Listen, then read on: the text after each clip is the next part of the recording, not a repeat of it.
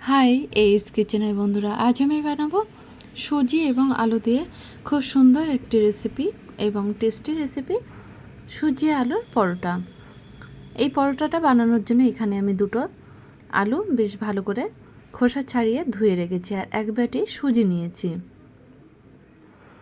আর সাথে অল্প কিছু উপকরণ যেমন 5টা থেকে 6টা রসুনের কোয়া, কাঁচা লঙ্কা, এক টুকরো আদা এবং ধনিয়া পাতা। প্রথমে আলু দুটো কিন্তু গ্রেট করে নেব। গ্রেট করে নিয়ে তারপরে পরিষ্কার জল দিয়ে কয়েকবার ভালোভাবে ধুয়ে নেব। দেখুন, ভালো করে ধুয়ে নিলাম। এরপরে ওই গ্রেটারটা দিয়েই কিন্তু রসুনগুলো গ্রেট করে নেব। রসুনগুলো গ্রেট করার পরে আদাগুলোও কিন্তু একইভাবে গ্রেট করে নিচ্ছি। এরপরে লঙ্কাগুলো কুচিয়ে নেব। দেখুন, লঙ্কাগুলো কোচানো হয়ে গেছে। এরপরে ধনিয়া পাতাগুলোও কুচিয়ে নিচ্ছি। তারপরে পরোটার ডো বানানোর জন্য আমি এখানে একটা কড়া বসিয়েছি মিডিয়াম ফ্লেমে। আর 1 থেকে 2 চামচ মতো সাদা তেল, 2 চামচ মতো সাদা তেল দিয়ে দেবো। তেলটা গরম হয়ে গেলে 1 চামচ সাদা তেল দিয়ে দিচ্ছি। তারপরে 1 চামচ কস্তুরি মেথি দিয়ে দিলাম। দেওয়ার পরে আলুগুলো, গ্রেট করা আলুগুলো দিয়ে দেবো। আলুগুলো দিয়ে বেশ ভালোভাবে নাড়াচাড়া করে নিলাম। গ্যাসের ফ্লেমটা কিন্তু লো টু মিডিয়ামেই রাখতে হবে। দেখুন, 3 থেকে 4 মিনিট মতো নাড়াচাড়া করে মিডিল পোর্শনে একটু ফাঁকা করে আমি রসুনটা দিয়ে দিলাম। গ্রেট করা রসুনগুলো দিয়ে একটু নাড়াচাড়া করে নিলাম। তারপরে দেখুন, গ্রেট করা আদাটাও কিন্তু দিয়ে দিলাম। দিয়ে বেশ ভালোভাবে মিশিয়ে নিলাম। এরপরে গ্যাসের ফ্লেমটা লোতে রেখে দিয়ে দিচ্ছি 1 চামচ মতো লবণ, অর্থাৎ স্বাদ মতো লবণটা দিতে হবে। দিয়ে দিচ্ছি 1 চামচ শুকনো লঙ্কার পাউডার, 1 চামচ দেব জিরে পাউডার এবং হাফ চামচ দেব গোলমরিচের পাউডার। এগুলো দিয়ে বেশ ভালোভাবে আলুর সাথে কিন্তু মিশিয়ে নিতে হবে। দেখুন, মেশানো হয়ে গেছে। এরপরে দিয়ে দিচ্ছি হাফ চামচ হলুদের পাউডার। হলুদটা দিয়েও কিন্তু বেশ ভালো করে নাড়াচাড়া করে আলুর সাথে মিশিয়ে নেব। এরপরে কোচানো কাঁচা লঙ্কাগুলো কিন্তু দিয়ে দিলাম। দেওয়ার পরে এখানে আমি 3 কাপ মতো জল দিয়ে দিচ্ছি।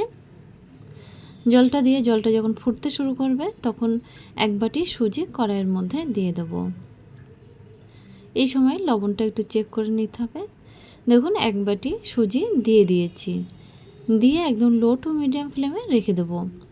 রেখে একভাবে কিন্তু সুজিটা নাড়াচাড়া করে ডোটা কিন্তু বানিয়ে নিতে হবে, অর্থাৎ পরোটার ডোটা এইভাবে বানিয়ে নিতে হবে। আস্তে আস্তে কিন্তু মিক্সচারটা ঘন হয়ে আসছে। দেখুন, লো টু মিডিয়াম ফ্লেমে রেখে অনবরত নাড়তে থাকতে হবে। দেখুন, অনেকটা কিন্তু শুকিয়ে যাচ্ছে। এবার আস্তে আস্তে ডোয়ের আকার নিচ্ছে। দেখুন, কয়েক মিনিট ধরে নাড়াচাড়া করতে করতে ডোটা কিন্তু বানিয়ে নিতে হবে কড়াইয়ের মধ্যে। বানানো হয়ে গেলে তার উপরে কিছুটা কোচানো ধনিয়া পাতা দিয়ে আবারও একটু নাড়াচাড়া করে নেব। খুব বেশি টাইট করে ডোটা কিন্তু তৈরি করব না। আস্তে আস্তে যখন ঠান্ডা হয়ে আসবে তখন কিন্তু ডোটা অনেকটাই টাইট হয়ে যাবে। তাই এরকম মতো অবস্থায় কিন্তু নামিয়ে নিচ্ছি একটা বড় প্লেটের উপরে। নামিয়ে নিলাম। একটু ঠান্ডা হলে এরকম একটা হাতের সাহায্যে কিন্তু মাখিয়ে নিতে হবে। হাত দিয়ে বেশি মাখানো যাবে না, আরও বেশি নরম হয়ে যাবে। দেখুন, এরকমভাবে হালকা হাতে মাখিয়ে নিতে হবে।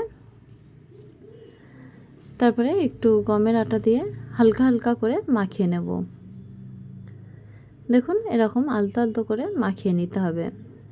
ডোটা মাখানো হয়ে গেছে। এখন ডোয়ের থেকে বেশ কিছুটা আমি লেচি কেটে নেব। প্রথমে একটা লেচি কেটে নিলাম, নিয়ে হাতের তালুর সাহায্যে এরকমভাবে গোল করে নিলাম। নিয়ে তারপরে বেলনার সাহায্যে কিন্তু হালকা হালকা করে বেলে নেব। দেখুন, খুব বেশি প্রেস করার দরকার নেই, একটু হালকা হাতে কিন্তু বেলে নিতে হবে। তারপরে শেপটা দেওয়ার জন্য আমি এখানে একটা বাটি ইউজ করেছি। দেখুন, বেশ সুন্দর একটা পরোটা শেপ চলে এসছে। এইভাবে সমস্ত পরোটাগুলো কিন্তু আমি বেলে নেব। যেহেতু ডোটা অনেকটাই নরম, এই জন্য হালকা হালকা করে কিন্তু গোল করে নিয়ে তারপরে বেলনা দিয়ে এরকমভাবে হালকা করে বেলে নিতে হবে। নিয়ে তারপরে একটা বাটি বা অন্য যে কোনো কিছুর মাপে আপনারা যেমন সাইজের করতে চান তেমনভাবে কিন্তু কেটে নিতে হবে। দেখুন এইভাবে সমস্ত পরোটাগুলো আমি বানিয়ে নিলাম। এগুলো এবার ফ্রাই করার পালা। মিডিয়াম ফ্লেমে একটি তাওয়া বসিয়ে তাওয়ার মধ্যে কিন্তু একটা পরোটা আমি দিয়ে দিয়েছি। দিয়ে শুকনো করে দুটো সাইডে কিন্তু হালকা করে ফ্রাই করে তারপরে 1 চামচ মতো ঘি দিয়ে একদম পরোটার মতো করে ফ্রাই করে নিতে হবে। দেখুন ঘি দিয়ে কিন্তু পরোটাটা ফ্রাই করে নিচ্ছি। সুজি আলুর পরোটা ফ্রাই হয়ে গেলে একটা, তারপরে যে পরোটাগুলো আমি আগে থেকে বেলে রেখেছিলাম সেগুলো কিন্তু একইভাবে সেঁকে নেব। পরোটাগুলো একটু নরম ধরনের হয়, সেজন্য কিন্তু একটু সাবধানে ছেঁকে নিতে হবে। সমস্ত পরোটাগুলো আমি এইভাবে তৈরি করে নিলাম।